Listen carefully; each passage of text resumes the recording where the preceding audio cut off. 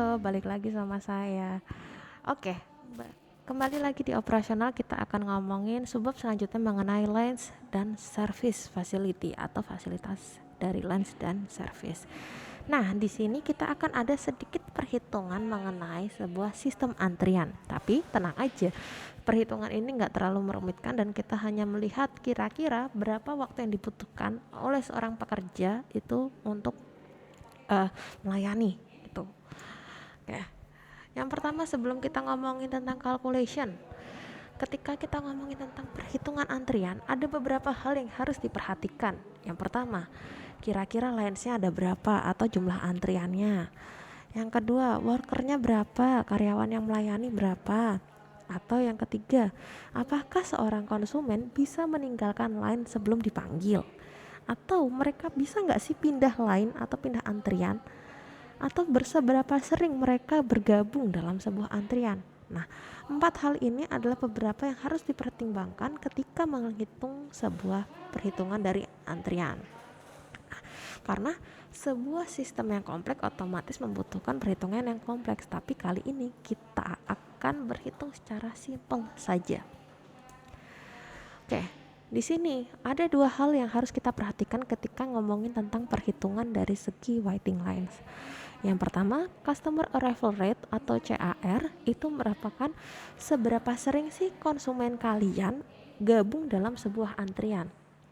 Itu misalnya dalam sebuah antrian ada 6 orang, yaitu berarti kira-kira seringnya ada 6 orang nih yang ada di antrian. Nah, yang kedua adalah employee service rate atau ISR. Nah, ini berapa lama waktu yang dibutuhkan oleh seorang karyawan untuk melayani konsumennya. Tuh, dalam satu periode. Misalnya 1 jam mereka bisa melayani 10.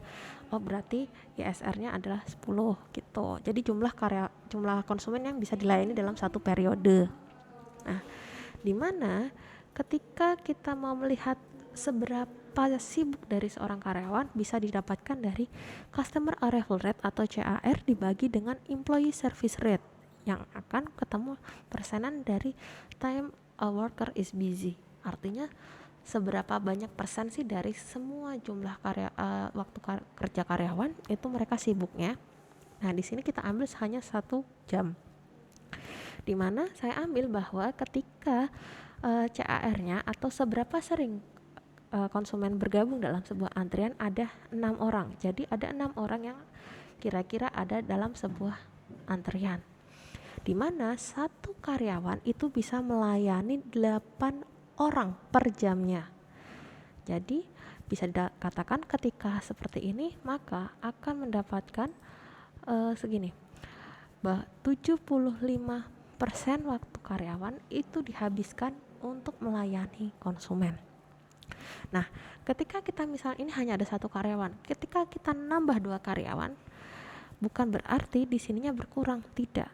Akan tetapi akan menjadi 2 kali lipat. Selama 1 jam mereka bisa melayani 16 orang, yang artinya hanya ada 37,5%.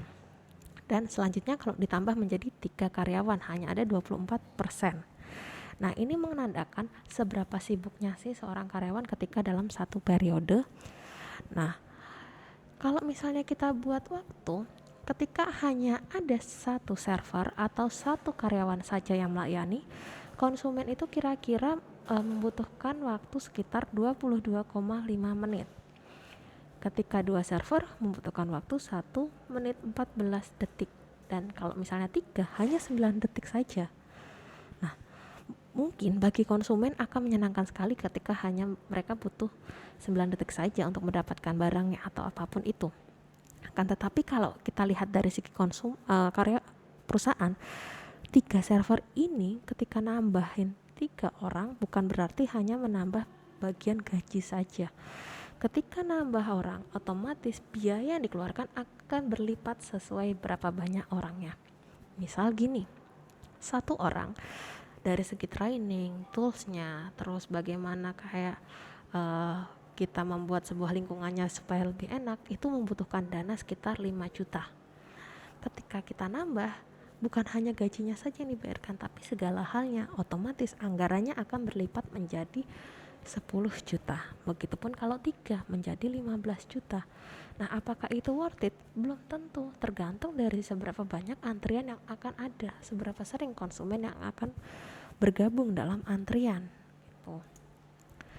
Sehingga teman-teman perlu ingat bahwa kalau kita melihat dari segi konsumen, memang semakin pendek antrian semakin senang konsumen.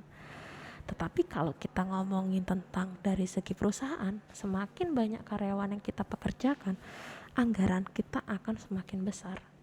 Apakah itu worth it? Belum tentu. Tergantung dari seberapa banyak konsumen datang, seberapa sering konsumen datang. Oke, untuk sebab kali ini cukupkan sekian. Selanjutnya akan dilanjutkan di sebab berikutnya. Terima kasih.